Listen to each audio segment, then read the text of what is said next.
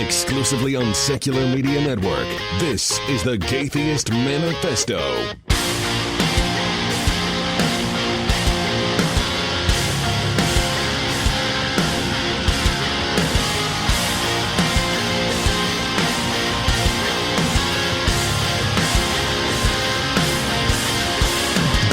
Hello and welcome to the Gaytheist Manifesto, your source for news, commentary, discussion, and debate at the intersection of the atheist movement and the LGBT rights movement.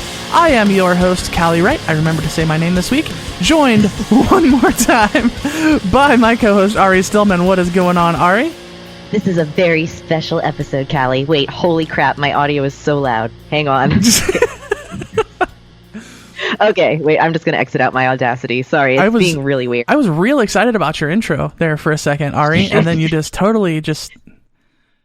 I know, I'm so bad. Okay, you're going to have to use my Skype audio because my Audacity is being weird. Anyway. Okay, you're fine. Hey, Callie, what's going on? Yeah, it's wacky. This is a very special episode. It's the one and only 103rd episode of the Gaytheist Manifesto. There will never be another 103rd episode as long as we live. I mean, you're not wrong. I guess. Of course not. That's no. I was expecting a lot more from you there, Ari. Well, you know, I'm better than Tom. I actually know what number the episode is, so heyo. So this week we're gonna have a discussion that I feel is kind of overdue. Me being a trans woman, obviously the show focuses around that experience and the things that trans feminine folks tend to deal with. Even though of course we have our token NB, Ari, who we love dearly. But I thought it would be cool to do sort of a roundtable discussion just about the transmasculine side of things and to kind of define terms, and obviously you all can correct me, but this is the definitions that I've always heard of transmasculine is someone who is it's an umbrella term for someone who is assigned female at birth and then transitions away from that to some degree or another. And obviously trans femme people are people who are assigned male at birth and transition away from that to one degree or another. So it's an umbrella term. It's not necessarily just trans men.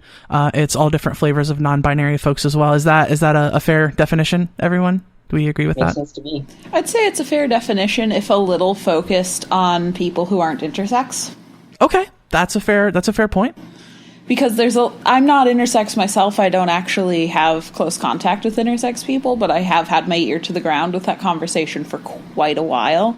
And there's a lot of discussion about birth assignments and whether or not they're inherently coercive and abusive and awful, and what transmasculine can mean in that context of having been assigned away from a middle point and then choosing to move to the other side of that middle point.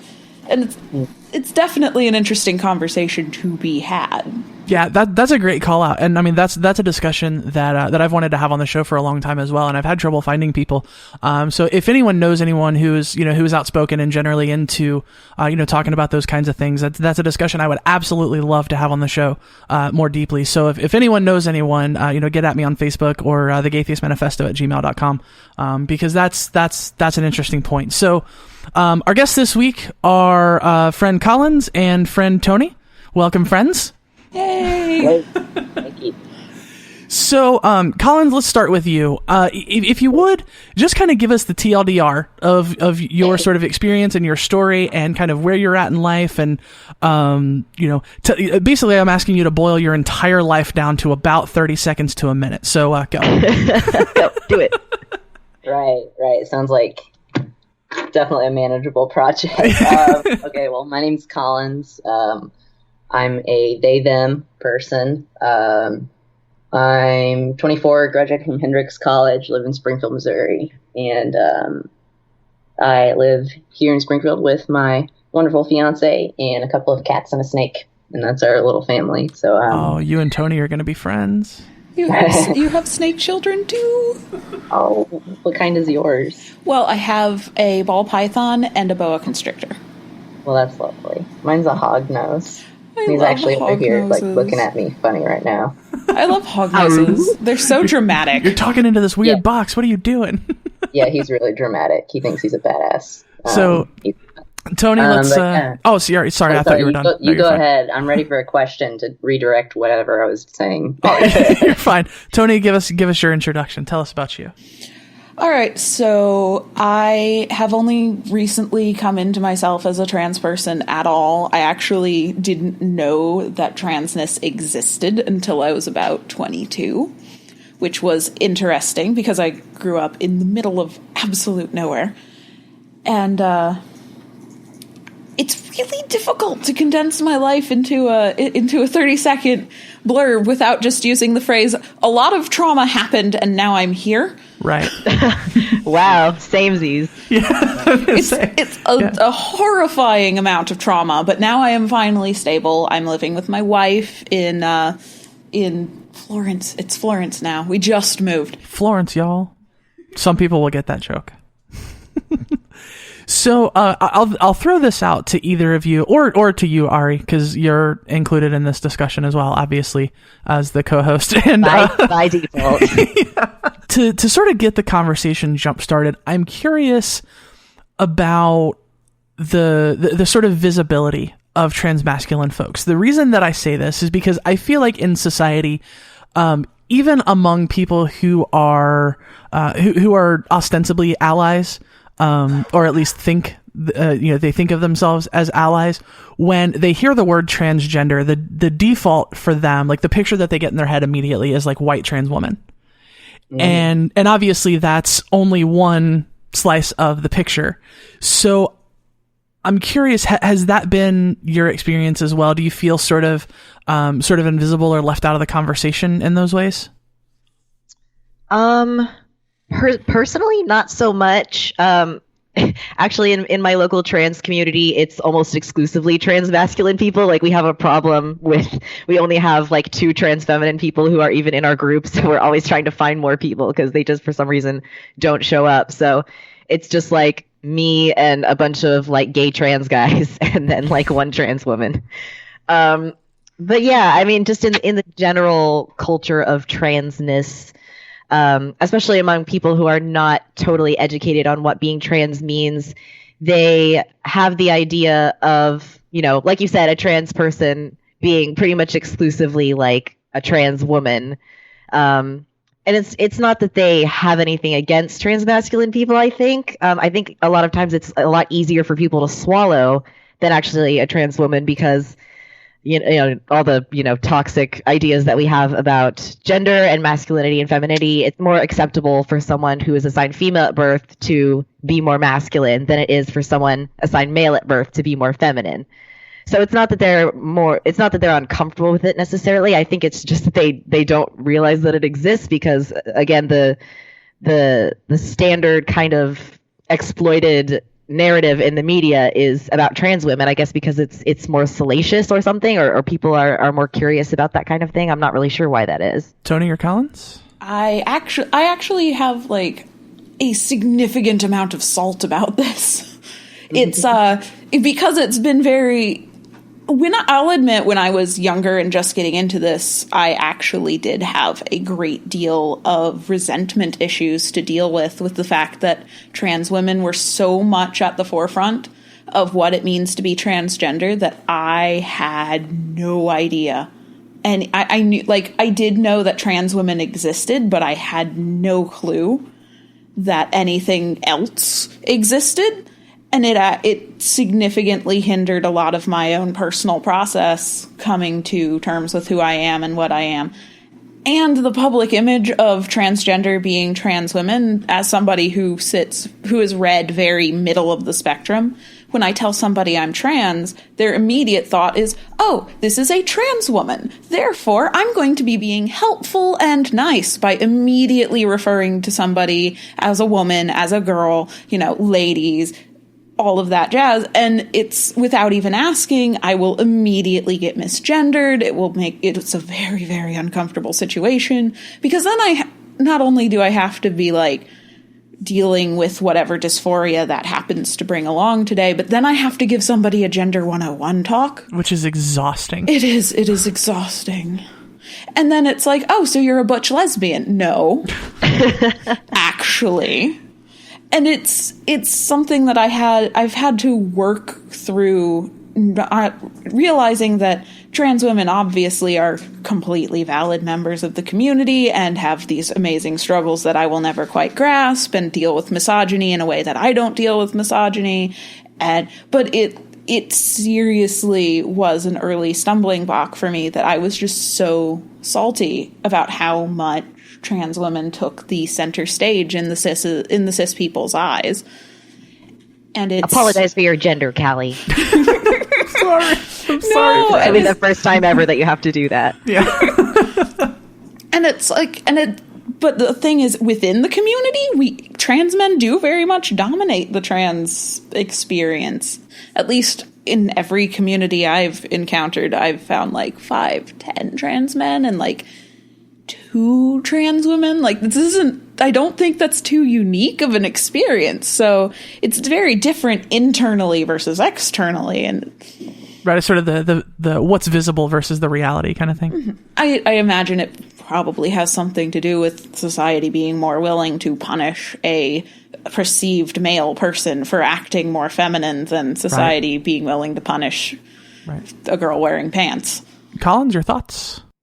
Yeah, actually, my experience as far as the trans community in Springfield has been is it's a little bit more trans feminine than trans masculine. I had no idea that was anything aside from standard or anything else, but I think that most of the time in my general interactions in the world, most people perceive me as a woman unless I'm just talking to them on the phone. And then if they're, like paying attention a little bit enlightened, or if I talk to them or anything, then a lot of people will switch to he, him pronouns and call me young man and stuff like that. And then I think that that's like a first step that I have to go through with a lot of folks, and trying to assert that, no, I'm actually not a dude or a lady. Like I'm non-binary and I have they, them pronouns is a whole other debacle that I have to go through with folks. And some people pick it up really easily without any issue. And some people kind of like fuss over it, which just varies a lot. Gotcha. And I'm also curious about privilege because, and obviously this is, a discussion with non-binary folks. So I imagine there's sort of a complex interaction because, on the one hand, I, sort of gave up, the privilege that comes with being perceived as male. And, took a couple of steps down the ladder as far as society goes. And I've heard trans men say the opposite, that they're actually very uncomfortable with gaining that privilege as they're perceived outwardly as male.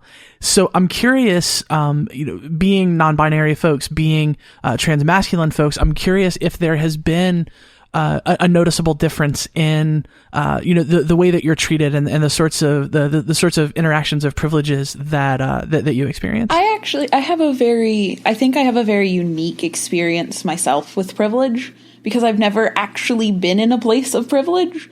Primarily these days because I am visibly physically disabled. And for a lot of people that comes well before any notions of who you are as a person and gender and where those privileges play in. When you're in a wheelchair, you're a set of wheels, not a human being at all. So I've not had that experience of, when people perceive me as male, they take me seriously. No, people automatically assume that I'm, for lack of better phrasing, exceptionally slow in the head just because I'm in a wheelchair. And sometimes that is layered on top of being perceived as female, but rarely does that perception get so deep. So I've never actually experienced that transition to privilege, and I don't think that's something that's going to show up in the foreseeable future. Collins? Well, I don't know that I've really been perceived as male on any recognizable levels at this point, aside from on the phone for like a month. So I don't know that I can really speak to that as far as transitioning from being perceived female to being perceived male, and the difference in privilege that's produced in my life. I don't I don't think I've had a lot of experience in that front. Fair enough. What about you, Ari?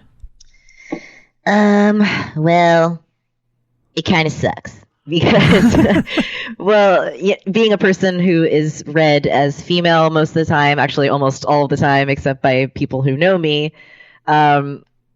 it's kind of the double whammy of, getting mansplained to as someone who is read as female, and, the benevolent sexism and all the stuff that comes with being read as female. And then on top of that, the dysphoria of being read as female as well. So it's like, it's annoying whenever, a man talks to me in a certain way because they think I'm a woman, just because, it's annoying. But then there's also the whole thing of like, ugh, I'm not a woman. Like, why are you talking to me like this? Stop it. Not that it's okay for them to do it to people who actually are women.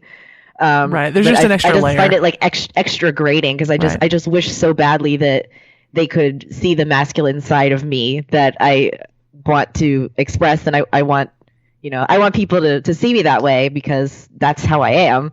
So it's a double whammy of, being a woman and then also not being a woman but being perceived as a woman, and then also being misgendered as well. Got it. I do actually have to correct myself. I thought of this while you two were talking. Online, when I changed my name from my birth name to Anthony, I did start to be perceived as male exclusively on like Facebook interactions, especially because my profile picture right now is, I believe, a cat. And what I encountered through that was actually hostility in social justice spaces where people were not pleased with this man coming in to say things that disagreed with them, and it was really weird. But I do have a bit of, I do experience a bit of occasionally being treated like a man online, which is not that different to me, at least, from being my birth name. Right, yeah. And that was another thing that, same, like when I changed my name and my profile and I looked, vaguely feminine on my profile picture, I all of a sudden wasn't allowed to talk about technology anymore. It was weird. I'm really glad that you brought that up, Tony, because that reminded me of some stuff that's been going on with me recently. So I'm in the process of hopefully starting my master's degree in the fall. So I've been talking to, admissions and professors at the two schools that I'm considering. And when I filled out the applications, the one at ISU actually had a non-binary option, which was awesome. And that's actually thanks to the people in my local trans community at ISU that's available. So that's great. So I chose that when I filled out the form. And then on the one for Colorado Springs, I just declined to let them know any kind of gender. And I've gotten some emails from admissions that have been addressed to Mr. Stillman. So that was really interesting, just because, my name's Ari. It's a gender neutral name. And for some reason, they assume that I'm a Mr. rather than a Miss. I'm not sure if it's because they think Ari is more of a masculine name. And it'll be really interesting because I haven't talked to any of these people on the phone. I haven't met any of them in person.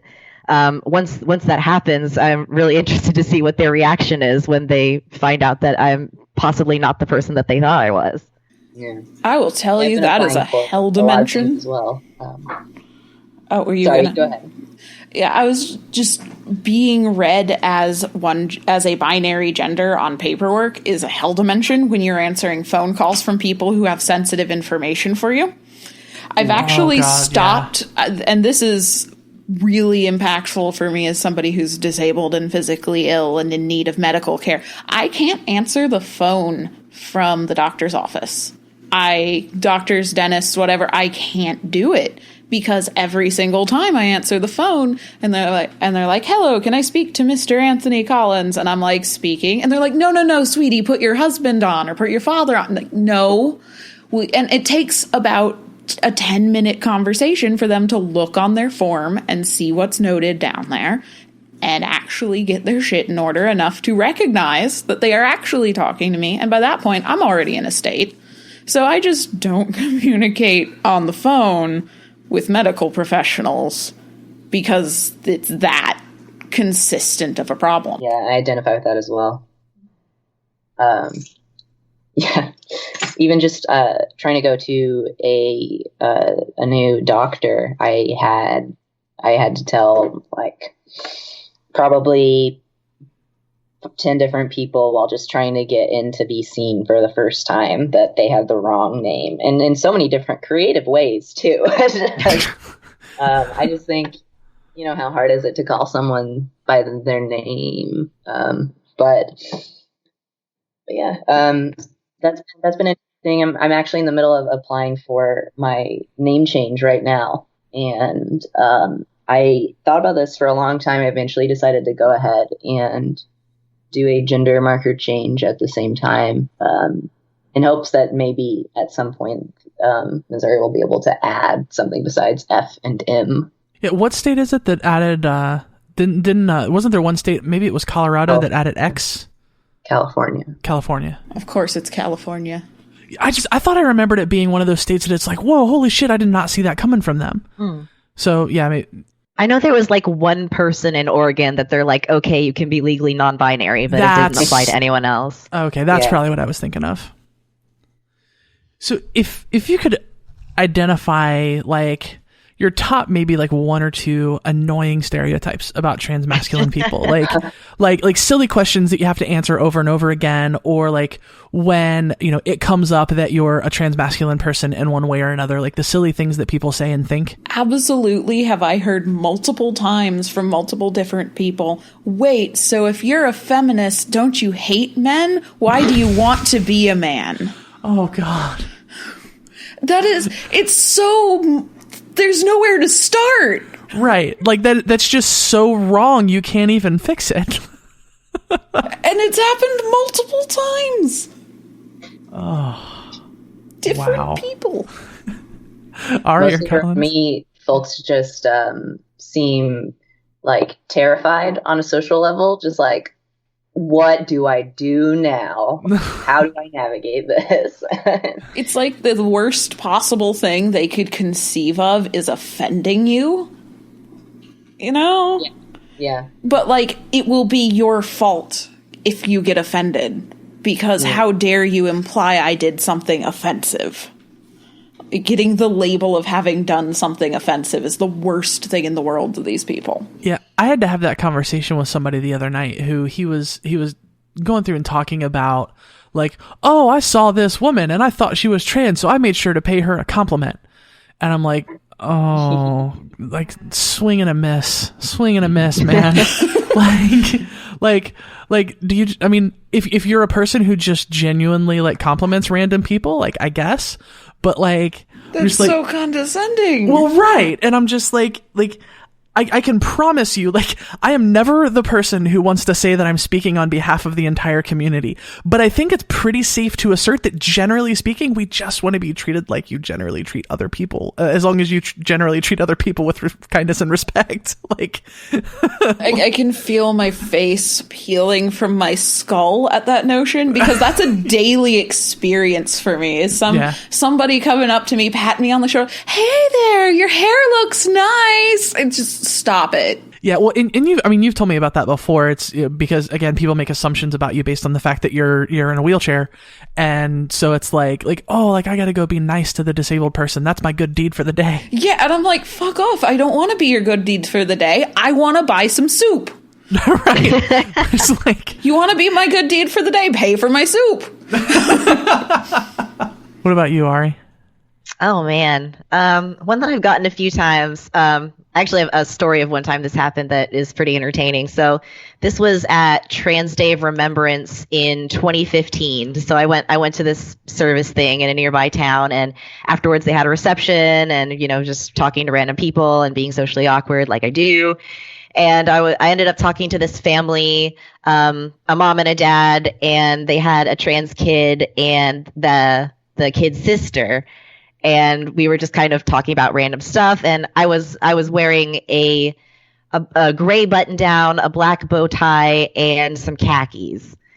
And so, I'm getting perceived as transmasculine, I think. And I, introduce myself and my pronouns and all that. So they know where all that is. And I don't even remember what we were talking about, but the sister mentioned that her favorite color was pink. And I said, hey, me too. And I pulled out my phone and it's pink. And the mom was just like flabbergasted. She's like, how is it that you're wearing a bow tie, but your favorite color is pink?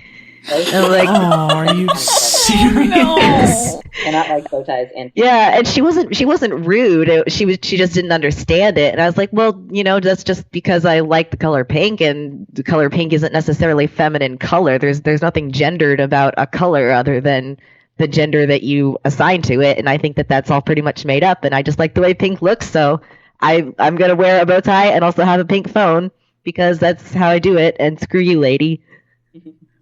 Oh man. Yeah, I think people get surprised. Like I have a lot of pink stuff, and even though I present pretty androgynously, like I never wear dresses or skirts or high heels or makeup or anything like that, people get surprised at the quote unquote feminine things that I do like. I think because they have a stereotype of what androgynous means and what gender neutral means, because they're like, oh well, you're non-binary, so that means that you're not masculine or feminine. Well, that's true, but the things that I like I don't consider to be masculine or feminine. I just consider them to be stuff that I like to do. Right, you must hate pink and blue in equal measure. Yeah. Related, I actually have to brag about the emotional fortitude my wife has right now, because one of her new coworkers has a transmasculine son. And on day one, Janet had to explain to this woman how her son is a boy, and that is not related to her son being straight and liking women. Like you can be, your orientation is not tied into your gender. And then on day two, she had to have the conversation with this woman of, well, maybe your son winds up in the hospital so much because you keep calling him your daughter. Oh no. That's terrible. And like, she is absolutely having to baby step this very, very well-meaning woman who wants to support her child through maybe basic steps of being respectful, and of course she has to wrap it in presenting it to this woman like it's a revolutionary idea, because if you do not put the proper amount of ego stroking into it, no one's gonna listen. And I don't understand how she can just get through the rest of her workday after having to hear some of the things she has heard. Yeah, that's pretty rough. I actually had a positive experience along the same lines recently. My friend who I just recently met asked me some questions on Facebook because she has a nephew who's transitioning and she just wanted to understand. So I just kind of straightforwardly told her your nephew's a guy, and the best thing you can do is just support him at every chance you get. And then about a month later, I had posted something about gender neutral ways of addressing crowds, like folks and people and y'all, instead of saying ladies and gentlemen, that kind of thing. And another one of my Facebook friends posted something that basically insinuated that they, them was grammatically incorrect to use as a personal pronoun. And my friend that I'd had that conversation with about her nephew, just immediately swooped in there and was like, actually, it's really appropriate in this case because blah, blah, blah. And I don't know, that felt really gratifying to me that had happened. I was really glad about that. That is really cool. Little victories, you know? We're recruiting. We are, in fact, recruiting. Come to our side. We have high libidos. You don't gotta call me out like that. Oh, that was fantastic. Well played, Ari. Well played. That was erasing to transmasculine people who aren't on testosterone, and I apologize. I mean, I don't know. I'm on estrogen, and I have a pretty high libido now. It's the weight loss has brought that back for me. So yeah, well, I wasn't talking about you, Callie. Why you always got to make it about you? It's my Typical fucking trans show. Woman. My fucking show. God. How about that? Real talk, I 100% blame the Packer for mine, because I am not on testosterone at all. And here we are. Yeah. Fair. That makes sense. Fair. Hey friends, time to interrupt your regularly scheduled Gaytheist goodness to ask you for your money. Subverting the moral fabric of the country and the world is difficult, intensive, and most of all, expensive. As Beth and Marissa know all too well, their contributions will pay the administrative fees for at least 3 mandatory gay marriages. Congrats to the happy couples, and thanks Beth and Marissa for helping make all of this possible.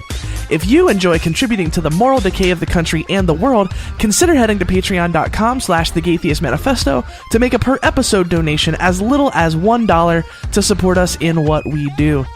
A few events coming up that the Gaytheists will be participating in. March 18th is the Nashville Nuns Convention. I'll be giving a talk there called Why Atheists Should Be the Best Allies. Other speakers include JT Everhard, Mandisa Thomas, and Matt Dillahunty. It's going to be an amazing time. For more info, check out NashvilleNuns.com. On April 21st and 22nd is ReasonCon in Hickory, North Carolina. We beat it to death on the show because the con is going to be that amazing. I'm going to be giving a talk there about the science behind queerness and transness and how we apply that to the fight for equality. Guests there include the always amazing Shelley Siegel, Jim Craig, Matt Dillahunty, Aaron Ra, and Lawrence Krauss. To find out more, head over to reasonnc.com. And finally, on July 14th, Ari and I will be participating live with the Inciting Incident podcast for their 100th episode celebration. I have been notified that there are free tickets being given out for contest winners. So, first 2 people to email thegaytheistmanifesto@gmail.com with the password snarglefarb will win a pair of free tickets to the event. It's in Carlisle, Pennsylvania, so if you can make it out, I would highly recommend it. It's going to be a great time. Head over to Facebook and search for the Inciting Incident podcast to find out more. Now, back to Gaytheisting. So I'm curious, we've talked a lot about like the kinds of awkward and sometimes like awful and traumatic conversations that you have to have with people when they say really ignorant things, like whether or not they're well-meaning. So I'm curious how you navigate those kinds of conversations. Like, I know like my experience is different, but basically like if I'm on the phone with somebody at work, because I work in a call center, if somebody's misgendering me, it hurts, but I'm generally going to let it go because I have a 10-minute relationship with that person. It's not worth it to have the conversation. But there's obviously like, that's a pretty firm, like that makes sense to do.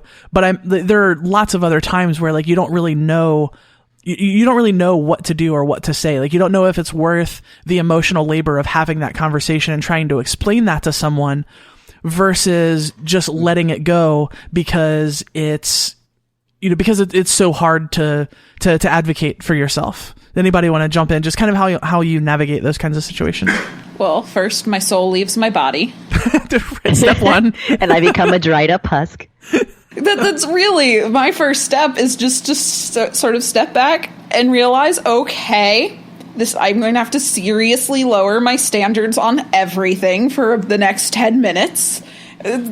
And mild dissociation sets in, and I go through the conversation if I've decided it's worth my time. Otherwise, I just sit there and feel really uncomfortable till my relationship with this person is over. Yeah, well, and I imagine it's got to be somewhat different in different situations. I mean, obviously, someone who's well-meaning doing something hurtful still hurts. But maybe sometimes it's a little more worth the effort than others. Maybe, I'm not sure. Collins or Ari, you want to jump in? Well, I also basically work in a call center and don't correct people on the phone ever at all. But if I ever do have a situation where someone's trying to understand, then I'm always just really forthright, and I approach the situation with compassion for them in wherever they are in their learning process. And because that does take emotional labor on my part, I don't necessarily afford that attention to every interaction that I have. But it definitely takes some work to try and figure out, when am I going to make the effort and actually try to talk to this person, and when am I not, constantly having to make that decision. Yeah, because I mean, I'm thinking about like interactions in public with strangers. Like if you're going to buy a new TV and you're talking to somebody about that, or like you're clothes shopping, like that kind of stuff. At what point is it like they keep using gendered phrases, and in one way, or gentlemen or ladies or yeah man, or like that kind of stuff. Like I'm curious where where you draw the line with, like, you gotta, like, okay, like, I'm neither, it's they them please, and like that kind of thing. Yeah, well, usually, like, if it's like a server at a restaurant, for example, I'm going to interact with that person multiple times throughout the night, and it's going to take a little while. I'll usually tell them, we're actually not all ladies here, that kind of a thing. Yeah. But I a lot of times just get through it, just try and get through the interaction until, like, that's over. As I think Tony said something like that, right? For me, I draw the line with whether or not I'm going to keep this person. Yeah, that's very important. Yeah, because I have a skill called I can make friends with retail workers while they're on the clock, because I am absolutely somebody that they have an excuse to go take a 10-minute break, basically, while they're on the clock, to go chat with me and see if they can sell me a thing. And so when I'm interacting specifically with retail employees, I'm already in their good graces, because now it's like, well, boss, sorry I couldn't do your ridiculously demanding thing. I was helping the person in a wheelchair. and that's the that shuts the conversation down immediately. Like, nobody can be like, oh, well, you can't. Oh, no, you're good. Exactly. And so for me, the line is like, is this person actually my friend now? I have a backpack on the back of my wheelchair with friendship cards, because I pick up people in public so often by being just friendly and charming that I genuinely need to carry around my contact information. And that's my line for me, is like, am I going to give you a card? Are you going to add me on Facebook? Are we going to interact any further? Or am I just going to give you my money and get my Little Ponies? And that's where my line is. If it's somebody who I want to talk to ever again, they're going to get my name, my pronouns. Hey, FYI, please don't call me miss. It's really uncomfortable. And if that's also a test as to whether or not I want to keep them in my life. Is if they're just like, oh, sure, totally, then I'm probably going to keep them. And if they're an ass about it, it's like, well, you just saved me a good month. Cool. I like the idea of friendship cards. The keyboard player in my band actually used to keep friendship cards, and he put his title as professional half-ass.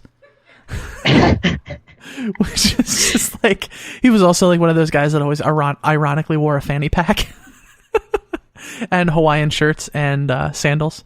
So that's the kind of person he was.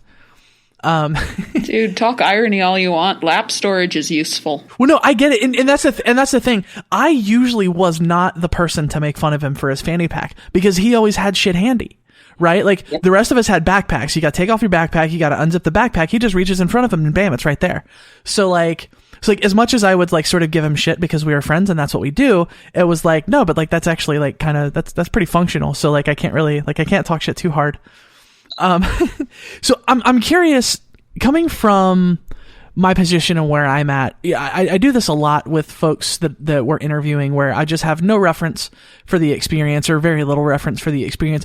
Are there things that don't get talked about enough in this in this topic that you think should do better? Things that like I haven't asked about, for example, things that people should be aware of or be talking about more. I think it's something that I feel that general trans discussion should become more aware of personally, and forgive me if I cross a line into a topic we are not wanting to discuss on the show, but the obsession with the transgender experience involving surgery is very, very limiting for transmasculine folks, because we basically have to be like, oh yeah, we'll get top surgery, and just sort of not answer the horrifying things that are, I personally think the bottom surgery options that are available are barbaric with what we have right now, incomparably for trans women.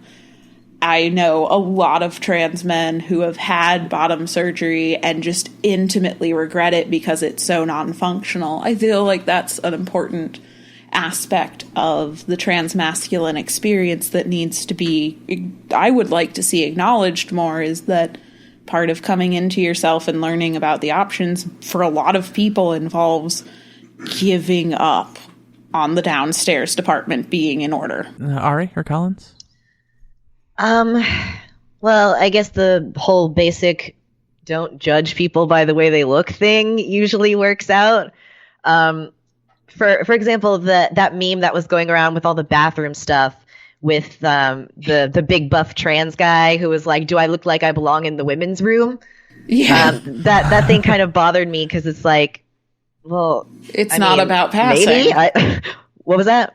It's not about passing. Like, it's about being the person in the bathroom knows better than you do which one they go to. Yeah, and I think people that do know things about transmasculine people have an image of, a really buff bodybuilder, kind of like really, really clean cut, scruffy looking guy who's had top surgery and, minimal scarring and just like your average all-American guy. But of course, there are a wide range of people. There are, people who are transmasculine or, male identified trans guys who are they don't meet the stereotypes of what a man is supposed to be, which, is something that we rail against all the time on this show. The whole idea of that a man is like this and a woman is like this and apparently an NB is like this or whatever. So if you have an idea of what a transmasculine person is, throw it out, because it's probably not true, because transmasculine people are people and there's all sorts of different types of people. There's nerdy transmasculine guys, there's gay transmasculine guys, there's feminine guys, there's super masculine guys, there's all sorts of different people. So it's almost as if trans guys are similar to cis guys in almost every way that matters. Weird. Like, it's almost like we're human beings. Yeah, they're all different people with their unique interests and talents and quirks and styles. And man, that's just weird. God. And if the person wants to have long hair and wear makeup and wear dresses and whatever, it doesn't mean they're not transmasculine. Because presentation doesn't have to do with identity. Right. And that bathroom thing was such a conflict for me, because my first reaction was like, no, we don't want to go there, because then we're justifying the fear of someone in the bathroom and saying that certain people belong in specific bathrooms based on the way they look. But then I was also like, to someone who is just 100% ignorant of the argument, that may be convincing, but you can't leave it there. you have to like, you hit them with that, get them thinking, and then go further and finish the thought out. And I think that's the part that wasn't necessarily happening that made it not the best. That makes a lot of sense. Started the conversation without making it really something productive. Tony, you were gonna. I'm a thought passing through about things I would like to see changed or brought to light about the discourse is, I know an alarming amount of trans men who have this very ingrained fear that's been put in them through various fake trans people discourse, that they're not actually trans men, they're they're not gay trans men, they're cis women who super fetishize gay relationships, particularly in circles of fandom circles and younger adult circles. It's this huge fear. And I think, and there's a lot of behaviors of transmasculine folk that get written off immediately as, oh, it's just cis women who want attention. And it gets down to things like describing your gender in vague and not specifically gender-related terms. Like, if women can have pink and cats, then why the hell can't my gender involve, like, snow leopards? Because that's descriptive to me the same way, like, blue and dogs and football is descriptive for men. And it's seen as this sort of like proof that you're actually a woman seeking for attention because you're behaving in a way that is completely reasonable when we don't have to examine it. Especially non-binary people, because like if you're going to go quote unquote all the way and, get hormones and surgery and pass as male 100% of the time, then okay, I guess you're committed to this whole trans thing. But if you're non-binary or you don't present like a typical male person in any way, then you just want attention. That's kind of attention seeking, yeah. Collins, is there anything that you don't hear enough of in the discourse? Anything that you'd like to see change about it?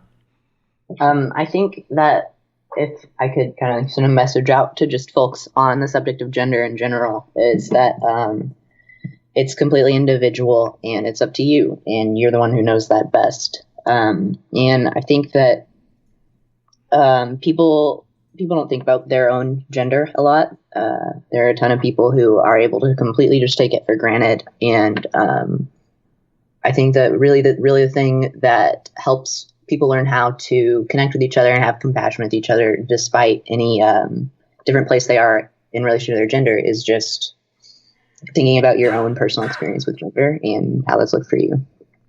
Yeah, I think that makes sense. Another thing that I'm curious about, and obviously I know we're not trans men here, but obviously I think all of us have interacted with plenty.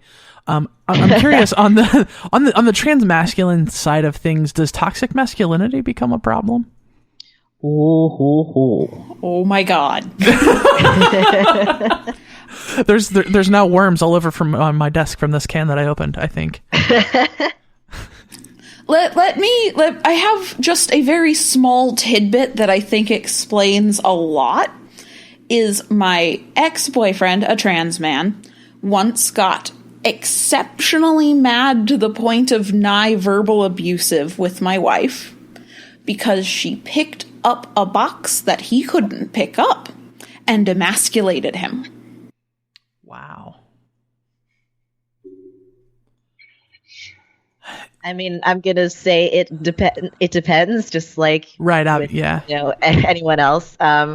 I think trans men and transmasculine people in general are less likely to have ideas of toxic masculinity than your average cis guy, just because they were assigned female at birth, so they know what it's like to live with those kinds of ideas, and they were socialized female, so a lot of that socialization is still sticking in there, even if they want to reject that part of not their gender, because it's not their gender, but the gender that they were given. Yeah. So I think most of the trans guys that I've met and talked to have been pretty cool about that kind of thing, but I think there is always a risk of, once they get to a point, especially if they're consistently being read as male all the time, and they've changed their name and everyone's referring to them as male. I don't know if maybe they'll get used to that kind of power. I've heard a lot of people, when they initially start being read as male, being like really surprised at the extent of male privilege. They hadn't realized until they experienced it for themselves that it was really actually so much of a thing. Because when they're being read as female, they're being treated a certain way, and that's all that they know about. So they assume that that's how everyone gets treated. And then when they start being read as more masculine, things change for them, and they realize, oh my gosh, like male privilege is totally a thing.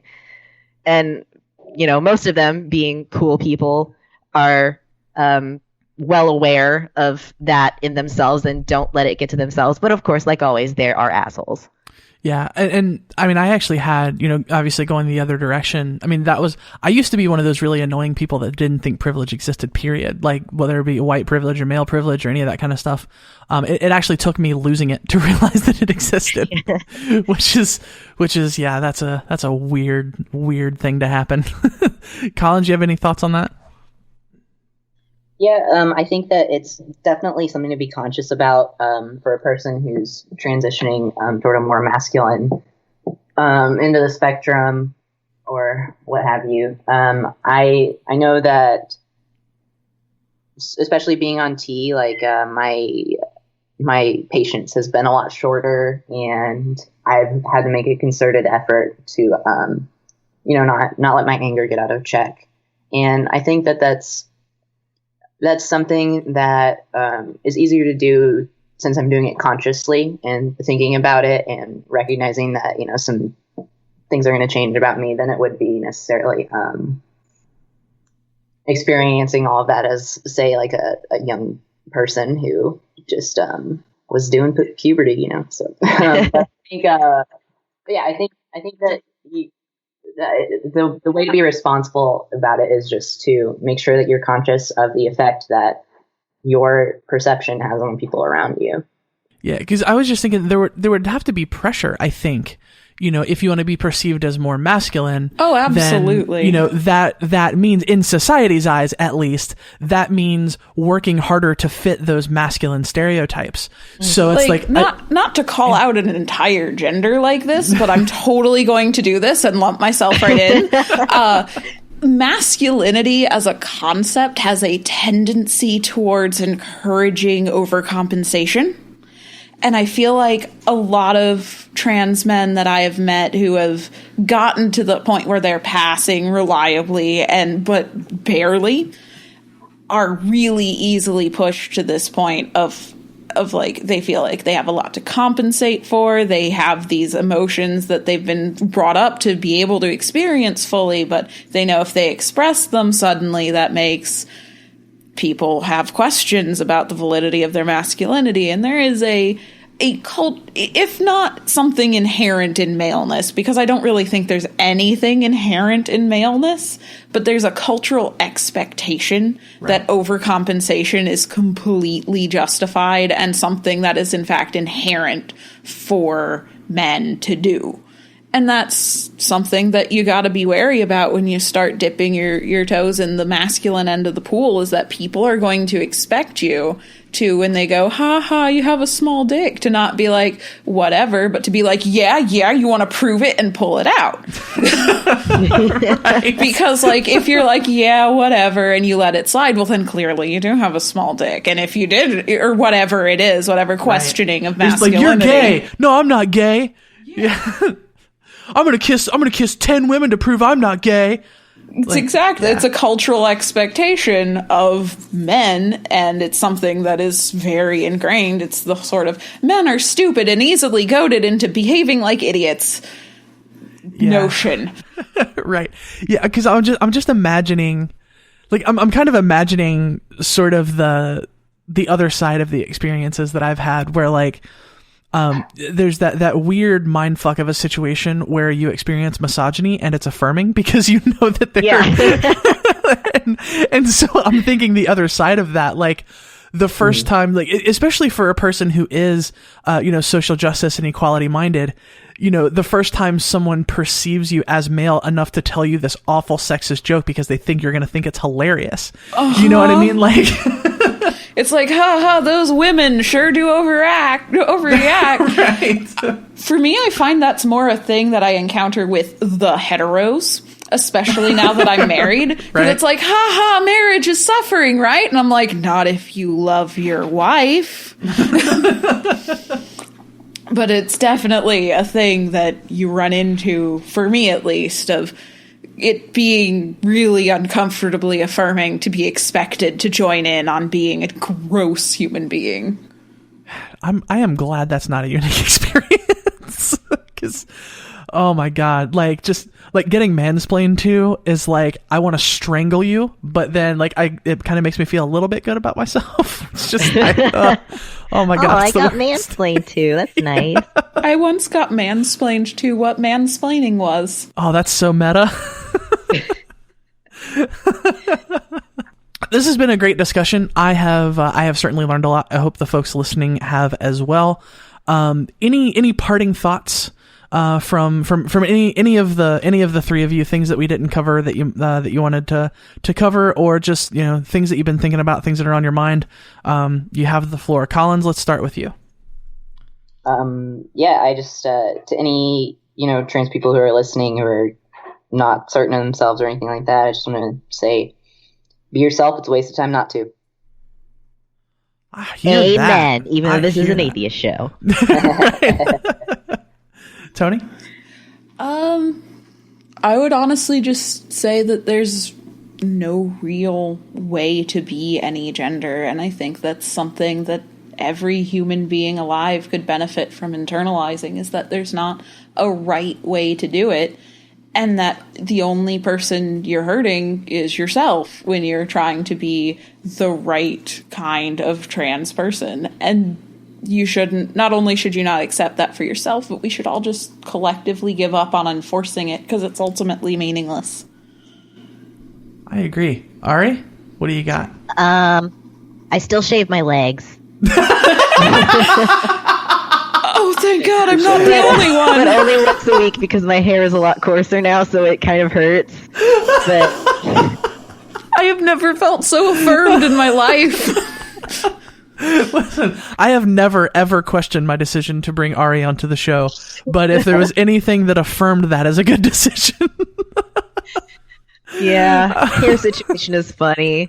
When I was in Chicago, I was, drinking with Anna Bosnick and Eli and a bunch of other people, and Zach was there, and Zach was touching my face, and I was like, ooh, feel my sideburns. And Anna was like, hey, this is kind of maybe a personal question, but do you ever want to have a beard? And I was like, oh God, no, please. But guess what? I'm still transmasculine, and that's how that works. Exactly, because there are plenty of cis men who are disgusted by beards. It's fine. I want a beard, but I want it to be soft, and unfortunately, I don't think that exists. Oh, like a cat hair beard? Yeah, I want to be awesome. Fluffy. I don't want to be bristly and uncomfortable and stubbly. I want to be fluffy. Okay, so if we have any facial hair experts listening to the show that can give us tips to make facial hair fluffy, please bring it to me. Yeah, the Gaytheist Manifesto at gmail.com. The information will be forwarded to the appropriate place. Well, that, my friends, is going to do it for this episode of the Gaytheist Manifesto. I want to thank my co-host Ari. Thank again Collins and Tony for their time and for their insight. You can find the show on Facebook at facebook.com/The Gaytheist Manifesto. You can email us at thegaytheistmanifesto@gmail.com. I'm on Twitter at GaytheistCallie. You can find the show on Twitter at The Gaytheist. And Ari is now going to make me regret having them on the show. I am so glad that you brought up mansplaining earlier, Callie. Have I got the outro for you? Okay, sweetheart, here's what you want to do if you want to contact me. You can take notes if you need to. I know women aren't so good with the computer stuff, but that's okay. There's this website called Facebook. Have you heard of it? You can find me on there at Ari Stillman. You just type that name into the white search box at the top. Not the URL bar in your browser, though. That's actually a different thing. If that's too confusing for you, what you can do is go on your email and send a message to aristillman4@gmail.com, and you can even ask your husband for help with that, okay? Pardon me, I hate to intrude, but I noticed that all the podcasts you listen to are about fashion and celebrity gossip, and if you ever want to get somewhere in the world, you're going to need to be able to have conversations on the same intellectual level as your male coworkers. So I highly recommend the SJW Circle Jerk. They even make jokes sometimes, so it won't be all over your head. Don't worry, hon, you'll catch on eventually. Okay, little lady, I'll leave you to your Sex in the City marathon now. Wow. Oh God, you just, every time you do that, you make the rest of this completely irrelevant. We should just do an episode that's just outros. If you want to support this show, you can go to patreon.com/The Gaytheist Manifesto. You can make a per episode donation to support the show, support the activism we do. As little as $1 per episode is super, super helpful. And if you can't do that, you can always head over to iTunes, give us a 5-star review. That helps us move up in the rankings and therefore get heard by more people, which is always fun. Before we go, I want you to know that if you're lost, you're hurting, you're scared, if you feel like no one cares and no one understands, you need to know there's a community out here that loves you, cares for you, knows that you're capable of amazing things and that you are worthy of love. If you're struggling, please don't be afraid to reach out. Until next time, friends, this is the Gaytheist Manifesto. Man edition.